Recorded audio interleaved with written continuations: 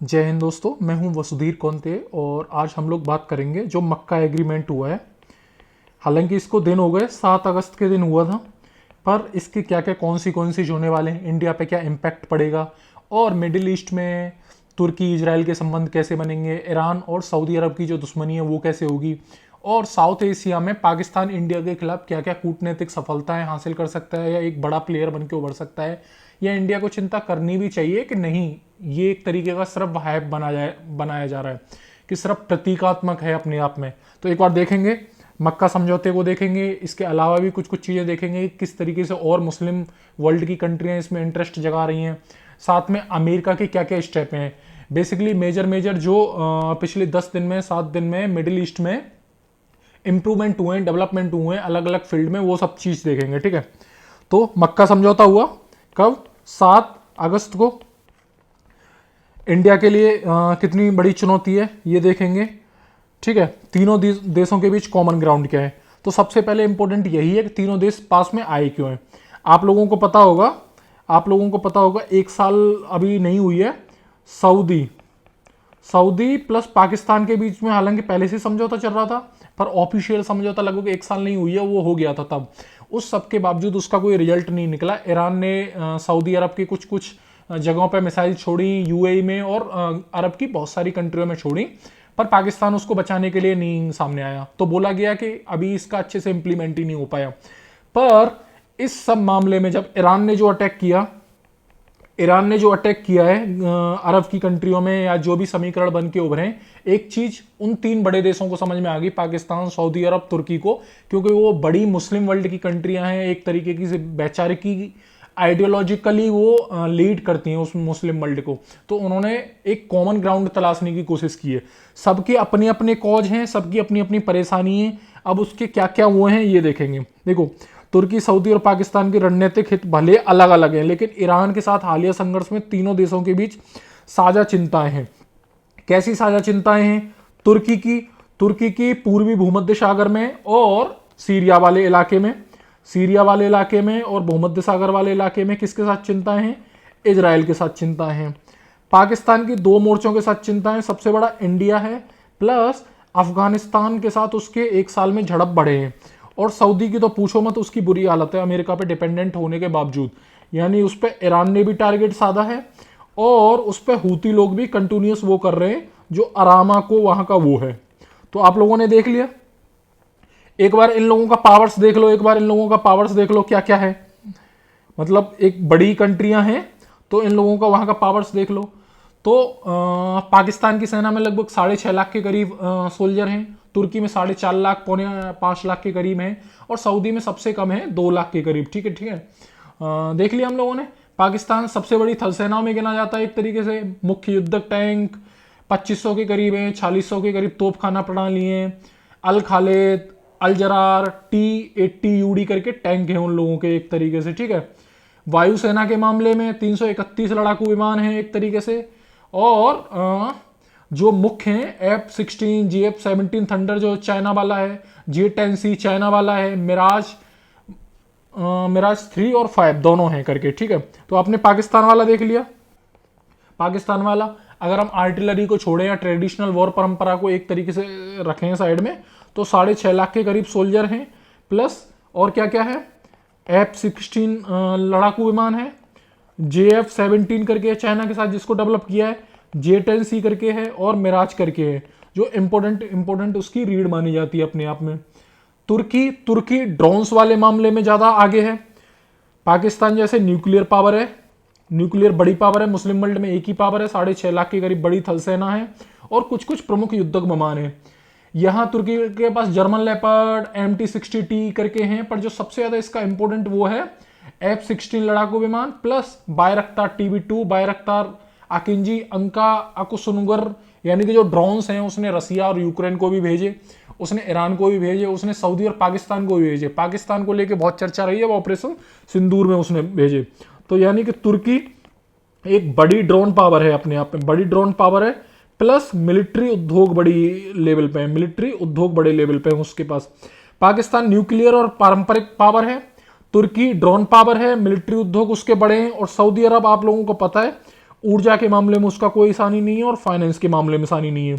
तो ये 3 तरह का पावर मिल जाता है अपने आप में। तो दुनिया के लिए एक मैसेज है, खासकर हम पाकिस्तान के पड़ोसी हैं तो हमें निश्चित तौर पे देखना चाहिए कि पाकिस्तान क्या डिप्लोमेटिकली ही सक्सेस हुआ है, मनोवैज्ञानिक तौर पे हमें दबाव बनाने में सक्सेस हुआ है कि इसका जमीन पे भी कोई इंप्लीमेंटेड होगा। ठीक है, हमने देख लिया। अमेरिका के लिए क्या संदेश है? अमेरिका के लिए सिंपल संदेश है अपने आप में।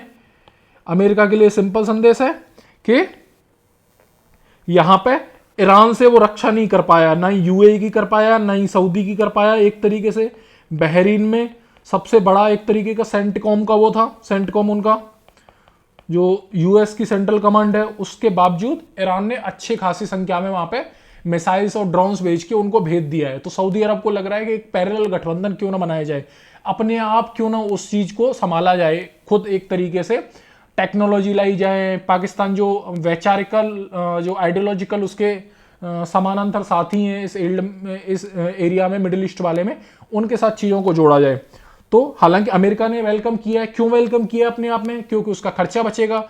पर कई सारे चिंतक ये सुरक्षा वो टेंशन जता रहे हैं कि एक तरीके का जो सुरक्षा गारंटर था इस क्षेत्र में अमेरिका, उसकी भूमिका कम होगी तो रसिया चाइना का इंपैक्ट बढ़ेगा। अगर उनका ना भी बढ़े अपने आप में, तो यहाँ की मिडिल ईस्ट की कंट्री खुद में अपने आप में ग्रुप बना के अमेरिका से बहुत हद तक अपना वो बर्डन घटा सकती है, खासकर सिक्योरिटी के मामले में। ठीक है, समझौता कितना व्यवहारिक है? बहुत सारे लोग बोल रहे हैं। क्यों बोल रहे हैं? क्योंकि जब सऊदी और पाकिस्तान का डिफेंस एग्रीमेंट हुआ था, ये मक्का एग्रीमेंट से पहले, तो क्या हुआ था? हूतियों ने सऊदी पर अटैक किया था, ईरान ने सऊदी पर अटैक किया था, और अफगानिस्तान ने पाकिस्तान पर अटैक किया था, पाक पे अटैक किया था। पर जमीनी लेवल पे कोई एक दूसरे के साथ सेना भेजने को तैयार नहीं हुआ। तो बहुत सारे लोगों ने बोला कि ये अपने आप में प्रतीकात्मक कदम है। सिर्फ इंटेल का आदान प्रदान होगा, सिर्फ इंटेल का आदान प्रदान होगा और टेक्नोलॉजी में आदान प्रदान होगा। इसी बात को लेकर आशंका मक्का एग्रीमेंट में भी जताई जा रही है कि मक्का एग्रीमेंट में भी सेम होगा। तुर्की और सऊदी पाकिस्तान के साथ में इंडिया से लड़ने नहीं आएंगे, न ही इजराइल से लड़ने। अगर तुर्की का कोई तनाव बढ़ता है तो पाकिस्तान और सऊदी अरब जाएंगे। तो ये वाली चिंता की बात है। हाँ, तुर्की और सऊदी अरब का साथ में आना इंपॉर्टेंट है। क्यों इंपॉर्टेंट है अपने आप में? क्योंकि पाकिस्तान और सऊदी अरब अब तक साथ में रहे हैं, पर तुर्की और सऊदी साथ में नहीं रहे। क्यों? क्योंकि इनमें एक तरीके से वैचारिक अंतर था।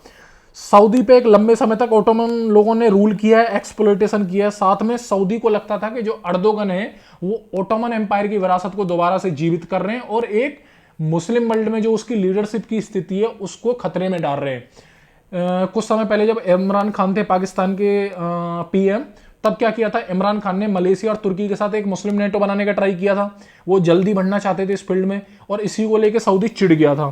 तो अभी भी उसका ये था। तो अब जब तुर्की और सऊदी साथ में आए हैं पाकिस्तान के साथ, तो एक तरह का वो लग रहा है कि जो राइवल होने का संभावना था मुस्लिम वर्ल्ड में, आइडियोलॉजिकल लीडर होने का, वो एक द्वंद्व खत्म हो जाएगा, एक दावेदारी खत्म हो जाएगी, आपसी सहयोग ज्यादा बढ़ेगा। ठीक है, सबसे दिलचस्प पहलू है अपने आप में। ठीक है, ये देख लिया हम लोगों ने। पाकिस्तान ने देखो वेलकम किया है, साथ में ट्रंप ने मक्का एग्रीमेंट का वेलकम किया है, तो पाकिस्तान इससे खुश है। उसको आसिम मुनीर को, नवाज शरीफ को बस यही अहमियत मिलता रहे वेस्टर्न वर्ल्ड में और मिडिल ईस्ट में। उनसे ज्यादा खुश और कौन होगा? भले इकोनॉमी का हाल क्या हो, देश टूटने की कगार पे हो, उन्हें इससे कोई फर्क नहीं पड़ता। अब हम देखेंगे इंडिया के लिए कितना खतरा है। हम जमीनी लेवल पे देखेंगे, हालांकि सैद्धांतिक तौर पे बहुत ज्यादा हाइप बनाई जा रही है और कुछ कुछ खतरे मौजूद भी हैं कूटनीतिक और मनोवैज्ञानिक तौर पर जमीन पर चीजें क्या चेंज होंगी वो अपने आप में देखेंगे हम लोग। तो देखो, ट्रंप ने मक्का समझौते को हरी झंडी दिखा दी। भारत के लिए कितनी बड़ी चिंता है। मक्का समझौते पर अमेरिका ने क्यों जताई खुशी? एक तरीके से ट्रंप का ग्रीन सिग्नल भारत के लिए कितनी बड़ी चिंता। तो बेसिकली हम देखते हैं, मैंने आपको बता दिया है अपने आप में कि पाकिस्तान को एक तरीके की कूटनीतिक प्लस मनोवैज्ञानिक बढ़त जरूर मिल गई है। इससे क्यों मिल गई है? जैसे कोल्ड वॉर में मिलती थी अपने आप में। इंडिया के खिलाफ वेस्टर्न वर्ल्ड की कंट्रियों में, मुस्लिम वर्ल्ड की कंट्रियों में वो टेक्नोलॉजी ले सकता है, जैसे C2 और सेंट्रो में शामिल था वो। और क्या कर सकता है? इंटेल को एक दूसरे से आदान प्रदान कर सकता है। पर अगर वो सोचे, बहुत सारे जानकार इस बात को कह रहे हैं कि वो ये अगर सोचे कि फाइनेंस और टेक्नोलॉजी के अलावा जमीन पर कोई सेना लड़ने आएगी तो वो बहुत मुश्किल है। हालांकि तुर्की ने उसको ड्रोन दिए थे ऑपरेशन सिंदूर में, सबको पता है ऑपरेशन सिंदूर में ड्रोन दिए थे। सऊदी इनडायरेक्टली उसको फाइनेंस करता रहता है। ये ही अपने आप में पाकिस्तान के लिए बहुत बड़ी बात है। पर पाकिस्तान का अभी अभी किससे झगड़ा हुआ है? 1 साल से लगभग झड़पें चल रही हैं अफगानिस्तान से। अफगानिस्तान से, तो बाकी 2 कंट्रियां, सऊदी अरब लड़ने आया क्या? नहीं आया। तुर्की लड़ने आएगा क्या मुस्लिम वर्ल्ड से? नहीं आएगा। साथ में हूती लोग और ईरान के लोग सऊदी पे अटैक कर रहे थे, पाकिस्तान लड़ने गया था क्या? नहीं गया था।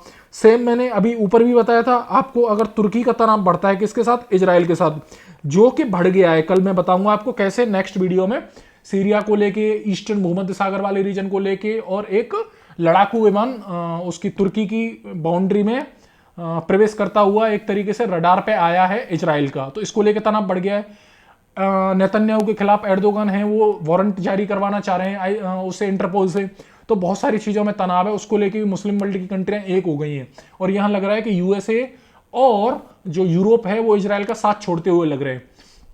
ठीक है, तो जमीनी तौर पर साथ आना बहुत मुश्किल लग रहा है हमें।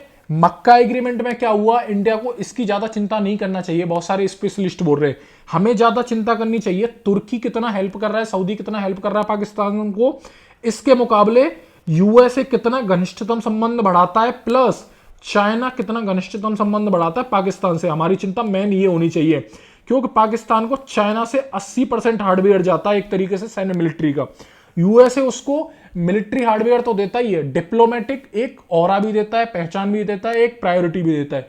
तो हमें यहां ज्यादा दबाव बनाने की जरूरत है। हमें यूरोप में, नाटो में, अमेरिका में, रसिया में, चाइना में, इन लोगों के साथ बातचीत करके ह्यूमन राइट पे, इकोनॉमी पे अपने समझौते आगे बढ़ाने होंगे, ताकि पाकिस्तान पर भी एक तरीके का इनडायरेक्टली दबाव बढ़े। हमें तुर्की सऊदी का इतना दिक्कत नहीं है, क्योंकि सऊदी में 90 लाख इंडियन सिटीजन है, वहां अच्छा खासा इन्वेस्टमेंट है सऊदी का इंडिया में, तो उसकी भी हमसे अच्छी खासी साझेदारी है, डिप्लोमेसी है। यूएई से अच्छी खासी, हमारी इजिप्ट से अच्छी खासी है।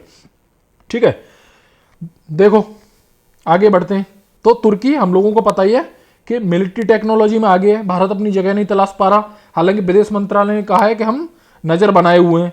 महेश सचदेव साहब बोल रहे हैं कि सऊदी अरब प्रिवेंटिव डिप्लोमेसी में ज्यादा हम लोगों के काम आएगा, क्योंकि सऊदी अरब के बहुत अच्छे संबंध हैं इकोनॉमिकली और लोगों के स्तर पे और एनर्जी के स्तर पे। तो सऊदी अरब बिल्कुल नहीं चाहेगा कि अगर पाकिस्तान से हमारी कोई झड़प होती है या कोई मिलिट्री एक तरीके का एंगेजमेंट होता है अपने आप में, तो सऊदी अरब जमीनी लेवल पे अपना वो कुछ भेजे, एनर्जी और फाइनेंस के अलावा हेल्प करने के। निरुपमा सुब्रमण्यम भी मानती हैं फिलहाल भारत के लिए सीधी सैन्य चिंता का विषय नहीं है। नजर रखनी होगी इस गठजोड़ का इस्तेमाल वो कैसे करता है अपने आप में, यानी कि डिप्लोमेटिक और मनोवैज्ञानिक तौर पे वो कैसे करता है, कूटनीतिक, खुफिया जानकारी, तकनीकी बढ़त मिलने में कैसे करता है, ये देखना होगा। देखो श्याम सरन साहब भी यही बोल रहे हैं, पूर्व डिप्लोमेट हैं, विदेश सचिव रहे भारत के, कि कूटनीतिक जीत के रूप में पेश करेगा पाकिस्तान इस मक्का एग्रीमेंट को। संयुक्त सैन्य अभियान में शामिल होने का कोई इरादा नहीं है तुर्की और सऊदी अरब का, क्योंकि उनकी अपनी अपनी प्रॉब्लम है। सऊदी ईरान और हुतियों की वजह से आया है, तुर्की बेसिकली किसकी वजह से आया है, आर्मेनिया है, साइप्रस है, और लेटेस्ट में इजराइल है। ये उसके एक तरीके के वहां पे वैचारिक और एक तरीके से बाउंड्री पे बड़े दुश्मन है, तो उसको भी अपना देखना है। ठीक है, नितिन पाई हैं निदेशक तक्षशिला इंस्टीट्यूशन के, इनका बस सबसे ज्यादा मुझे इंपॉर्टेंट लगा। इन्होंने बोला कि जो एक तरीके की 2 पोलर वाली दुनिया थी, जब रसिया यूएसएसआर यूएसए था, तब नाटो जैसी चीजें चलती थी। अब जब दुनिया बहुध्रुवीय या गैर ध्रुवीय हो जाएगी, तो मल्टी एक तरीके से पावर्स उभरेंगी। अब जरूरी नहीं है जो पाकिस्तान का दुश्मन है वो सऊदी अरब का भी दुश्मन हो, जो पाकिस्तान का दुश्मन है इंडिया, वो सऊदी अरब भी दुश्मन समझ के उसको हमारे खिलाफ वो भेजे सेना एक तरीके से, और जो भारत का दुश्मन है एक तरीके से पाकिस्तान अपने आप में, तो जरूरी नहीं है कि सऊदी अरब भी हमारा दुश्मन बन जाए उस तिगड़ी की वजह से। तो ये एक तरीके का बहुत पेचीदा हो गया मामला। ठीक है, मुस्लिम माहौल पाकिस्तान में, मध्य पूर्व में प्रभाव बढ़ेगा मुस्लिम माहौल में, हाँ ठीक है, वो बात तो हम लोग बोल ही रहे लगातार। तो इंडिया को भी अपनी लगातार चीजें देखने की जरूरत है। सेकंड चीज देखते हैं, मिस्र शामिल नहीं हुआ, इसको लेके बहुत आर्टिकल छिपे, अल जजीरा ने छापा, यूरोप ने छापा, इंडिया के मीडिया ने कवर किया। बेसिकली बोला जा रहा था इजिप्ट, यानी कि मिस्र भी एक बड़ा मुस्लिम कंट्री है, वैचारिक तौर पर लीड करता है वो भी, और इजराइल के एकदम बाउंड्री पे लगता है। तो तुर्की लगातार प्रयत्न में था कि इजिप्ट इसमें शामिल हो जाए, और स्टार्टिंग में 3 की जगह 4 मेंबर रहे और बाकी धीमे धीमे आते रहे, पर मिस्र शामिल नहीं हुआ। क्यों शामिल नहीं हुआ? क्योंकि इजराइल को मान्यता देने वाले प्रथम कंट्रियों में से मिस्र है। भारत के साथ ऐतिहासिक और आइडियोलॉजिकली जो नेम बना था गुटनिरपेक्षता आंदोलन, उसके साथ भारत के साथ बहुत अच्छे संबंध हैं। उसके यूएई के साथ बहुत अच्छे संबंध हैं, यूएई जिसके साथ इजराइल के बहुत अच्छे संबंध हैं।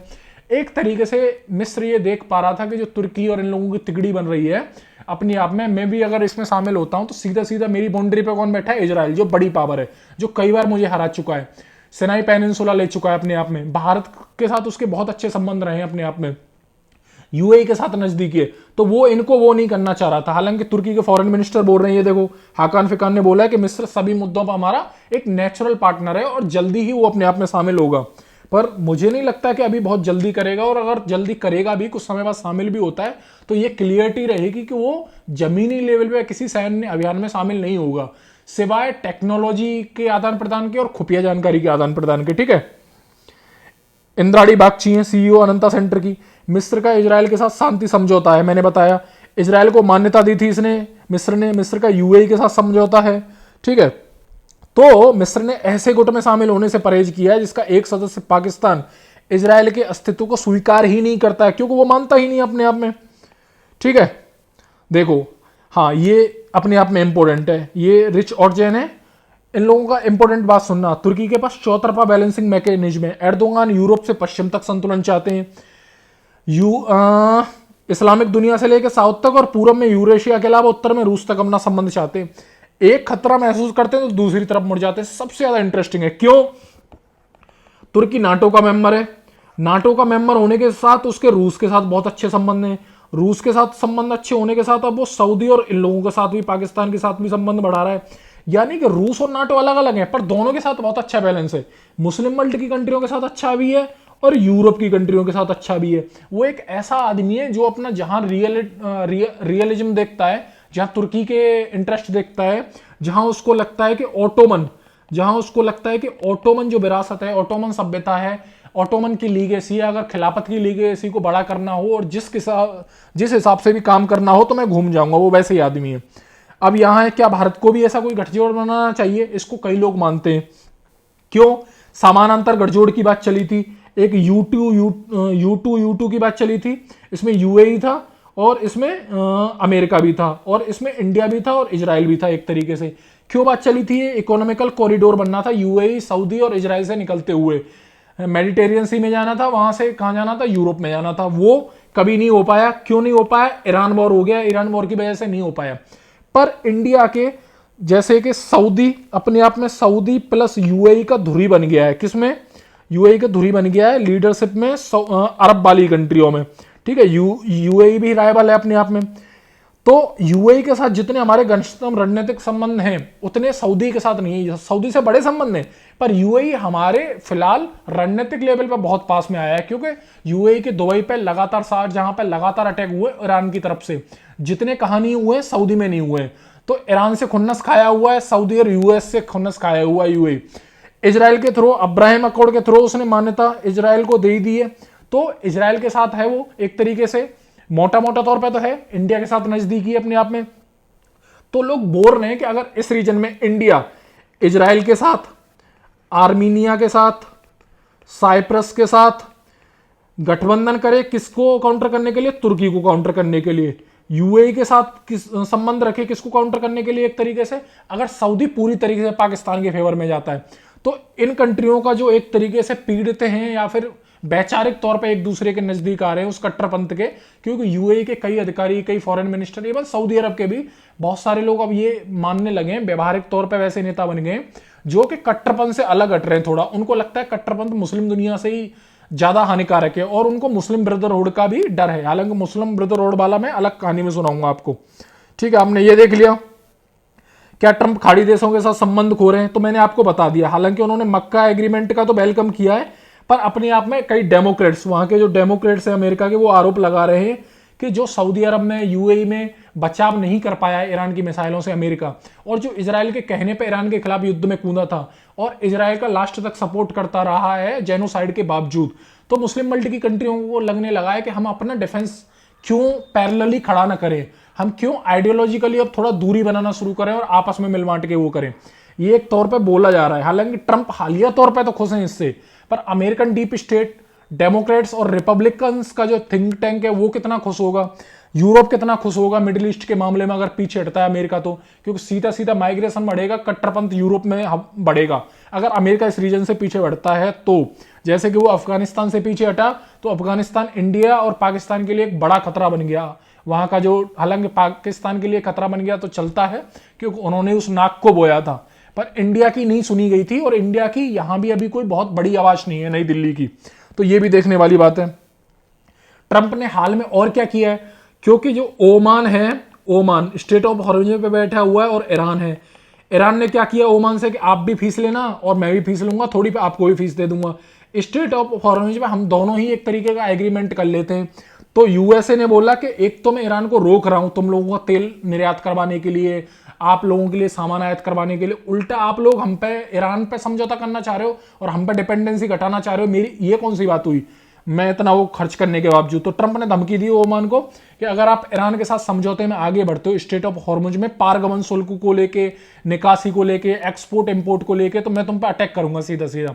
तो इस तरीके के ट्रंप के जो ट्रंप प्रशासन के अधिकारी हैं, हैक्सेस हुए, स्कॉट बेसेंट हुए, उसके दामाद हुए जेरेड कुशनर, खुद ट्रंप हुए, जो अनप्रेडिक्टेबल बयान देते हैं, जो ऐसे बयान देते हैं उनके साथियों को सख्ते में डाल देते हैं। इंडिया के खिलाफ बहुत कुछ बोल चुके हैं, मैं बाद में आऊंगा, और यूरोप और कनाडा के खिलाफ भी बोल चुके हैं, पर मिडिल ईस्ट में इन कंट्रियों के खिलाफ बयान दे रहे हैं जहां आपके बेस हैं मिलिट्री के, जहां यूएस सेंट्रल कमांड के बेस हैं, तो अपने आप में उन साथियों को नाराज करेगा, उनका दूरी बढ़ाएगा, उनका मोह भंग करेगा। ये सिंपल सा बात है, ठीक है। तो मैंने बता दिया ट्रांजिट रूट वाला मामला, ठीक है, यहां ओमान और ईरान वाला मामला, ठीक है। और क्या है, और ये Hamas has agree to disarm, Hamas वाला, इस वाले रीजन में और क्या हुआ है, हमास के साथ जो ट्रंप का पीस प्लान चल रहा था, तो बहुत सारी मुस्लिम वर्ल्ड की कंट्रियों ने बोला हमास हथियार छोड़ दे, और लगभग 30-40 साल में पहली बार हुआ है हमास डिसआर्म होने के लिए तैयार हुआ है। कई सारे स्पेशलिस्ट उसका एक रीजन बताते हैं कि वो इजराइल की वजह से नहीं हुआ है, उसको दूसरा एक चीज मिला है, उसको ये मिला है कि यूरोप और अमेरिका के बहुमत में भी, यानी कि लोगों के आम जनमानस के दिल में भी इजराइल से दूरी बढ़ती जा रही है, और उस दूरी को बढ़ाने का सही तरीका है और सिंपैथी जगाना। तो उसने बोला है कि ठीक है, अगर इंटरनेशनल यहाँ सेनाएं आती हैं और देखती हैं तो मैं अपने हथियार छोड़ दूंगा, पर इजराइल इस बात को नहीं मान रहा है। हमास भी अड़ गया है कि जब तक इजराइल पीछे नहीं हटेगा तब तक मैं हथियार नहीं छोड़ूंगा। इजराइल बोल रहा है कि सिर्फ उनका हथियार छोड़ना काफी नहीं है, अब मैं वेस्ट बैंक में और गाजा में पूरी तरीके से सैनिक रहेंगे, और उस कंस्ट्रक्शन जो हो रहा है, जो भी चीजों की निगरानी हो रही है, मैं उनको देखूंगा एक तरीके से। तो सीधा पेज फंस गया है। अब यहाँ यूएसए और इजराइल भी एक दूसरे के सामने आमने आ गए, खुलेआम तो है नहीं, अंदरूनी चल रहा है, डीप स्टेट में चल रहा है, वहां की मीडिया में चल रहा है, वहां के स्पेशलिस्ट एक दूसरे को बता रहे हैं, जो जूइश लॉबी है डेमोक्रेट्स में, रिपब्लिक्स में, या सीनेट में, वहां की कांग्रेस में अमेरिका की में, वो बता रही है कि हम ही एक अकेली कंट्री ऐसी है जो आपके साथ खड़े हैं, डिप्लोमेटिक भी और वेपन्स के तौर पे भी, आप भी हमारे खिलाफ ऐसे कर रहे हो। और नेतन्याहू का मजबूरी है, उसको इलेक्शन में जाना है, तो उसके सर्वाइवल का वो सवाल है कि अगर वो डिसआर्म करने को मान जाए हमास को और वो खुद भी पीछे हट जाए तो उसको करप्शन के चार्ज में अरेस्ट कर लिया जाएगा अपने आप में। तो बहुत सारी चीजें हैं देखने वाली, ठीक है। हमास वाला हमने बता ही दिया आप लोगों को। और क्या हुआ, एक नया फ्रंट खुला है, नया फ्रंट ये खुला है कि हूती लगभग 13 जुलाई से और टिल अगस्त तक लगभग 22 से 20 अटैक कर चुके हैं। मैंने बोला पाकिस्तान के साथ डिफेंस एग्रीमेंट था, उन सब के बावजूद पाकिस्तान नहीं आया हेल्प करने के लिए। तो ईरान ने जो वर्षों तक तपस्या और साधना की है एक तरीके से हूतियों के रूप में हूती उसको वो बाब अल मंदेब में करके दे रहे हैं कि जब चाहे, जब उनको लगेगा कि ईरान पे बहुत ज्यादा जुल्म हो रहा है, जब उनको लगेगा कि ये वाली कंट्रियां जो अमेरिका के साथ वाली कंट्रियां हैं बहुत ज्यादा लीड ले रही हैं, तो वो यहां 2 मिसाइल छोड़ेगा, 2 प्रोजेक्टाइल छोड़ेगा और तहस नहस कर देगा मामले को। जो एक तरीके से सेफ तरीके से वो शिप जा रहे हैं उनको बंद कर देगा एक तरीके से, या फिर उनमें फियर क्रिएट कर देगा। अब मजे की बात यह है कि हूती कई बार ईरान की भी नहीं सुनता और कई बार सुनता है। क्यों? इसलिए चाइना चाहता है ईरान जीते, पर अपने आप में चाइना ये भी चाहता है कि स्ट्रेट ऑफ हॉर्मुज पे भले ही वो लग जाए। अब तेल के मामले में वो क्या होता जा रहा है, वो इंडिपेंडेंट होता जा रहा है चाइना, पर चाइना का एक्सपोर्ट कहां से होता है, बाब अल मंदेब से। अगर हूती यहां वो करने लगे तो चाइना का इकोनॉमी बैठेगा।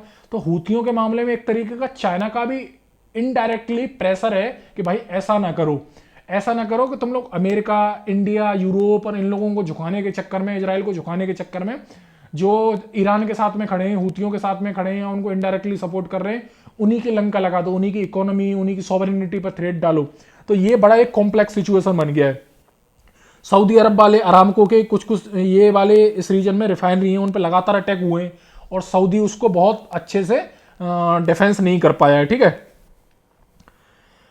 एक पैरेलली वो चल रहा है उन लोगों का, पैरेलली पासेज का वो चल रहा है, लाल सागर के लिए भी चल रहा है, यहां अपने आप में यूरोप को तेल के लिए यहां पाइपलाइन डालने, प्लस यहां से भी पैरेलल चल रहा है सऊदी अरब से होते हुए, यूएई से होते हुए ओमान, यानी स्टेट ऑफ हॉर्मुज निकालना ही नहीं पड़े अपने आप में, स्टेट ऑफ हॉर्मुज निकालना ही नहीं पड़े, सीधा पाइपलाइन के थ्रू दूसरे पोर्ट्स के थ्रू हो जाए, ठीक है। हाउतीज का हम लोगों ने देख लिया कैसे कैसे हुआ है हाउतीज का, ये जिजान और यानमू सिटी करके हैं, अरामको की यहाँ रिफाइनरी थी, यहाँ पे अटैक हुए हैं, लगातार अटैक हुए हैं, ठीक है। कहाँ कहाँ कैसे कैसे अटैक हुए ये अपने आप में देख लो, ठीक है। हाँ, एक और इंपॉर्टेंट डेवलपमेंट हुआ है, मैं बताना भूल गया, अभी जब सीज फाइट टाइप का चल भी रहा है, कभी निशाना साधते हैं कभी निशाना नहीं साधते हैं, इसी बीच में यूएई ने आरोप लगाया कि तेहरान की तरफ से अज्ञात मिसाइलें आई और हमारे कुछ कुछ फाइनेंस उन सब चीज़ों को टारगेट किया गया, कुछ कुछ बिल्डिंग्स को। तेहरान ने पलट के अगले दिन बोला कि नहीं हमारी तरफ से नहीं आई, हमने नहीं चलाई, पर यूएई ने उसकी संपत्तियों को फ्रीज कर दिया, जो जो फाइनेंशियल एसिड्स थे यूएई के दुबई या शारजा वगैरह में, वो उनको फ्रीज कर दिया। तो एक तरीके से यूएई ज्यादा चिड़ा हुआ है तेहरान से, क्योंकि जितना भी मिसाइल अटैक हुआ है अरब की कंट्रियों पे ईरान की तरफ से, सबसे ज्यादा 60-70% कहां हुआ है, यूएई में हुआ है, उसके बाद हुआ है इजराइल में, और उसके बाद इन लोगों का बहरीन, कतर और सऊदी का नंबर आता है। तो यूएई को सबसे ज्यादा थ्रेट रहा है, क्योंकि उसने अपनी पहचान ही एक इंडिपेंडेंट इकोनॉमिकल सेंटर, एक इंडिपेंडेंट ऐसी जगह जहां इन्वेस्टमेंट आ सके उसके तौर पे की थी। अब वहां लगातार मिसाइल अटैक हो रहे हैं, तो उसका देश का तो एकदम टैक्स सिस्टम ढह जाएगा, इन्वेस्टमेंट सिस्टम ढह जाएगा, तो उसको बड़ी चिंता वाली बात लग रही है यूएई को।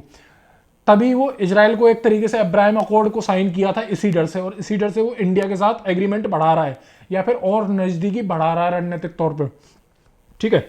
ये मैंने बता दिया यूएई वाला। और इंपॉर्टेंट हुआ ये ट्रम्प साहब जो सनक में होते हैं, जो रियलिस्ट नहीं होती चीजें वो करने में माहिर है वो आदमी, उसने स्टेट ऑफ हॉर्मुज को यूएस की टेरिटरी घोषित कर दिया, उसको ट्वीट कर दिया, व्हाइट हाउस को ट्वीट करना पड़ा, वहां के स्पोक पर्सन को ट्वीट करना पड़ा, और जो भी ट्रंप प्रशासन का एडमिनिस्ट्रेशन है, कैबिनेट मिनिस्टर है, उन सबको ये बोलना पड़ा कि ऐसे ऐसे है। हालांकि अभी रियल पावर खासकर एक्सपोर्ट इंपोर्ट की कुछ हद तक ओमान की तरफ से अमेरिका की तरफ शिफ्ट होती दिख रही है, वो कुछ कुछ जहाजों को यहां से निकलवा ले रहा है और कुछ कुछ जहाजों को आने दे रहा है, पर ईरान की तरफ से अभी भी ईरान की जो छोटी वोट्स हैं जो शैलो वाटर में चल सकती हैं उनका ही डोमिनेंस है, क्योंकि वो नीचे बम लगा देंगी, माइंस लगा देंगी, तो वो एक फियर है इंटरनेशनल जो शिप के मालिक हैं उन लोगों में या कंट्रियों में, ठीक है। ईरान झुकने को राजी नहीं है, उस पर किसी और वीडियो में बात करेंगे। उनके मैसेज क्लियर है, the state of Hormuz will not reopen until the US and the war end blockades, release Iran frozen assets and agrees to a region wide ceasefire. यानी कि आप न्यूक्लियर उन सब चीजों पे तो बात करना छोड़ो, आईसीबीएम पे तो बात करना छोड़ो, ईरान का और खुद अपनी शर्तें उसने गोल पोस्ट बढ़ा दिया। ईरान ने अपनी गोल पोस्ट बढ़ाते हुए बोल रहा है कि आप हमारी संपत्ति फ्रीज करो, इस एरिया से ब्लॉकेड हटाओ और हमसे सम्मानजनक तरीके से बात करो, तभी रीओपन होगा।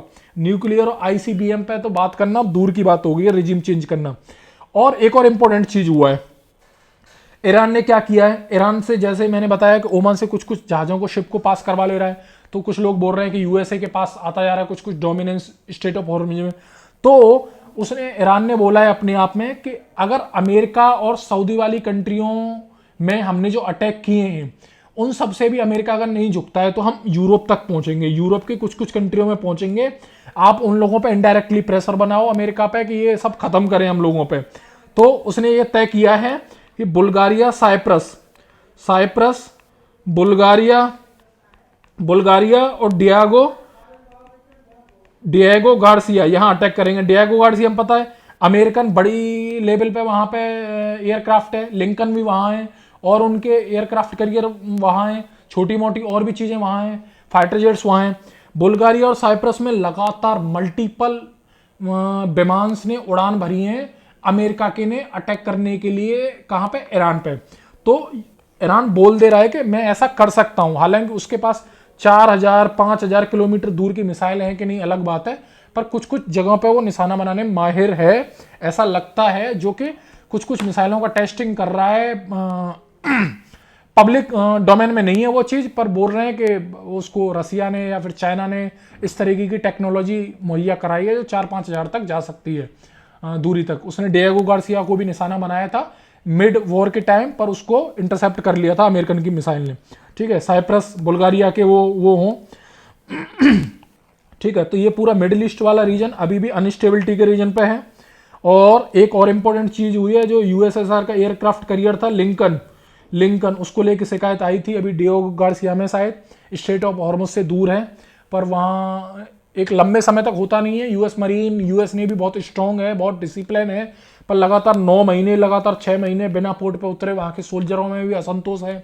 हालांकि पीटर हेग्सेथ, स्कॉट बेसेंट, ट्रंप इस चीज़ को फेक न्यूज बता रहे हैं, पर कुछ कुछ क्लेम है जो बोल रहे हैं कि सच है। और लिंकन को अपदस्त करने के लिए कौन आएगा? शायद जेरार्ड फोर्ड आएगा या वाशिंगटन आएगा। और वो कहाँ से आएगा?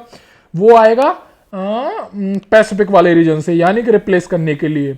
अब लिंकन को शायद कुछ समय के लिए छुट्टी पे भेजा जाएगा, तो पैसिफिक से आएगा। तो एक तरीके का चाइना भी इस मौके को देख सकता है। जापान, साउथ कोरिया, ताइवान पे दबाव बढ़ सकता है।